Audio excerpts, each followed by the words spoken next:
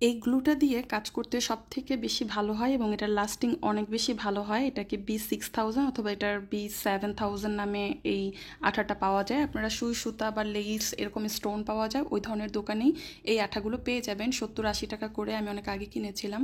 তো যাই হোক, আমি এখানে একটা সোজা লাইন ক্রিয়েট করে জাস্ট এটার উপরে আমি ওই যে B6000 আঠাটা লাগিয়ে আমি এখানে পুঁতিগুলো ব্যবহার করছি। এগুলো হচ্ছে গিয়ে স্টোন, এগুলোকে আয়রন স্টোন বলে। এগুলো করার পরে উল্টা সাইডে একটু আয়রন করে দিলে এর স্টেবিলিটি অনেক ভালো হয়। তো আমার পুরো লাইনটা ক্রিয়েট করার পরে আমি এখানে কিছু লং বিটস নিয়েছি, আর এগুলোও কিন্তু সুই সুতার দোকানে আপনারা তোলা হিসেবেই কিনতে পাবেন।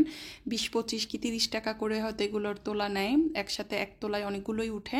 তো আমি এখন এখানে তিনটা তিনটা করে এখানে কিন্তু সুন্দর করে আমি একটা লাইন ক্রিয়েট করে নিচ্ছি, যেটা আমি স্টোন দিয়েছিলাম সেটার দুই পাশেই আমি এভাবে করে একটা লম্বা লাইন করে দিব। আর এই কাজটা করার জন্য অবশ্যই চিকন ছোট সুই নিতে হবে, এটা কিন্তু নর্মাল রেগুলার বড় সুই দিয়ে আর কি হবে না।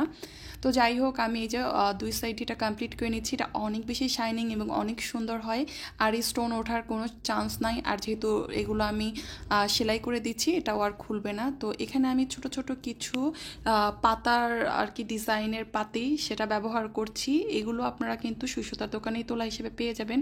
এক তোলা কিনলে অনেকগুলো উঠে। তো আমি জাস্ট সিম্পলের ভিতরে এই ডিজাইনটা করেছি, আপনারা চাইলে স্লিভস বা জামার নিচে করতে পারেন।